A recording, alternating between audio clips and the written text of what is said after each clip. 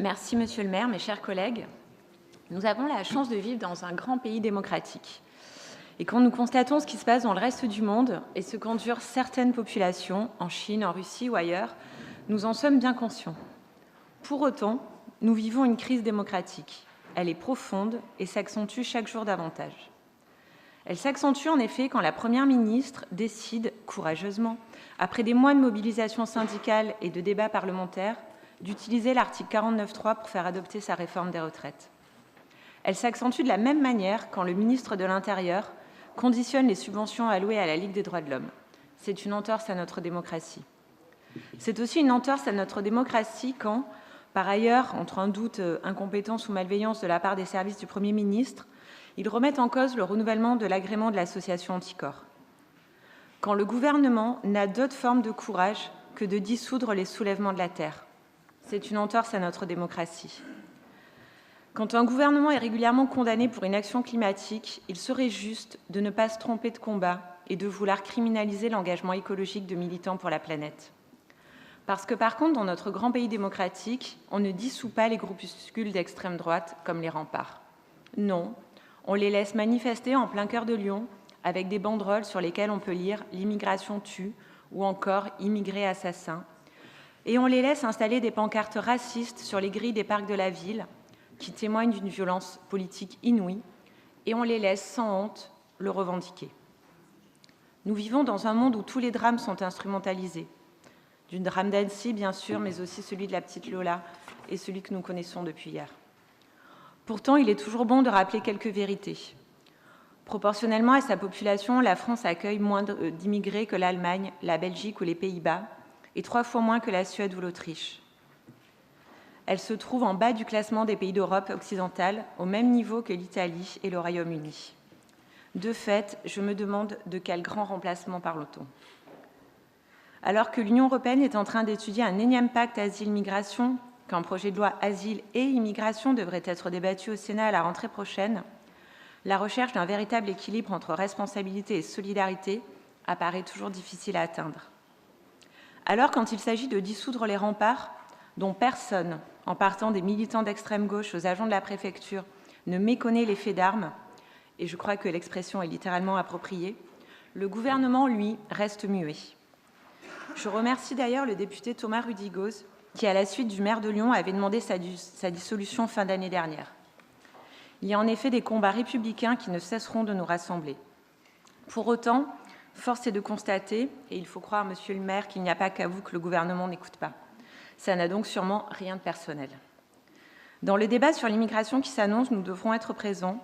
Nous le devons à la cohésion nationale de notre pays, à ses citoyennes, à ses citoyens. Il n'y a pas d'autre alternative possible.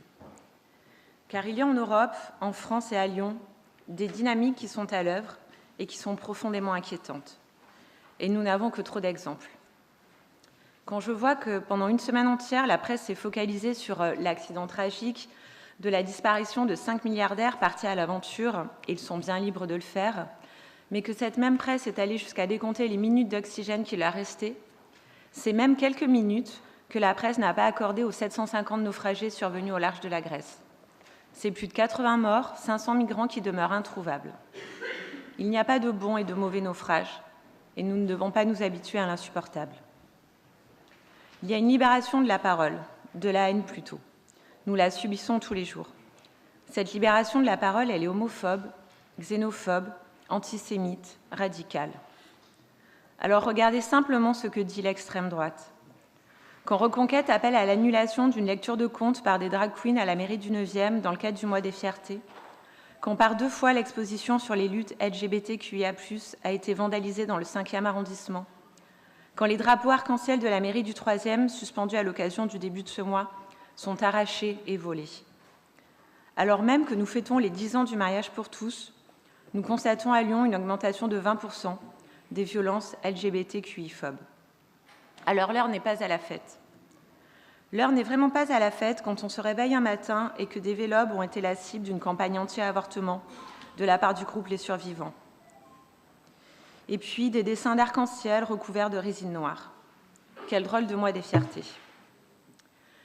Je ne mentionnerai pas ici les commentaires indécents que nous avons pu lire sur Twitter suite à la pose de la première pierre de la Maison de la Diversité dans le 4e arrondissement.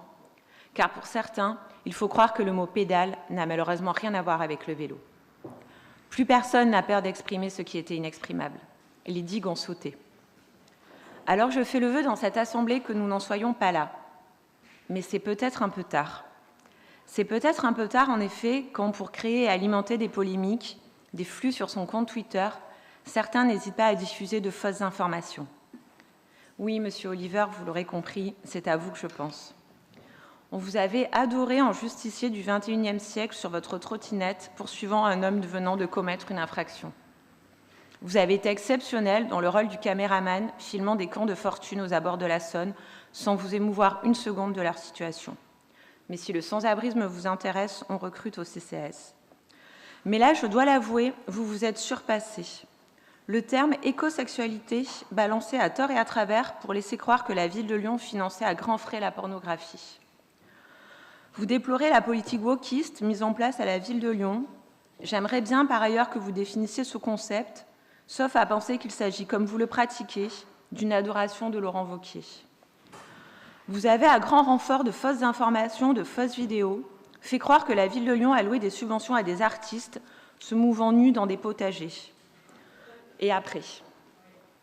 Alors, avec tout le respect que j'ai pour vous, je vous prie de revenir à la raison, de cesser d'allumer la mèche, de souffler sur les braises. Il fait déjà bien assez chaud. Des oppositions sur le fond, nous en avons de nombreuses, mais nous, les amateurs, comme vous aimez le dire, nous tâchons au mieux, avec force et conviction, par la mise en œuvre de notre projet politique, de faire société. Et ce, ne vous en déplaise, depuis déjà 3 ans. Car je veux vous dire qu'en matière d'humanisme, de défense des valeurs de notre République, c'est vous qui faites preuve d'amateurisme. Je ne veux pas croire que dans ce combat-là, vous usiez sciemment de propos et de phrases malignes visant à satisfaire une clientèle d'extrême droite à des fins électoralistes. J'en profite, monsieur Oliver, pour vous inviter à vous rendre plus souvent dans le 6e arrondissement et à observer le comportement de votre homologue. Il y a des situations qui l'imposent. Essayez de temps en temps de faire preuve de retenue. Enfin, monsieur le maire, laissez-moi vous dire que nous ne partageons pas cette idée qui laisserait penser que nous serions en peu de temps passés d'une majorité d'islamo-gauchistes à un trop-plein d'éco-terroristes qui prônent l'écosexualité. Je souhaite ici réaffirmer les valeurs que nous partageons dans notre groupe et affirmer avec détermination nos valeurs d'humanisme face à ceux qui les attaquent chaque jour. Parce que nous, socialistes, nous continuerons à nous battre pour une justice climatique et une justice sociale.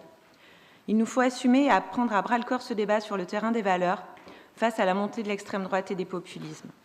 Il nous faut lutter contre cette théorie de l'appel d'air, car qui peut croire de façon responsable que des conditions d'accueil indignes pourraient décourager ceux qui souhaitent venir en France et en Europe au péril de leur vie?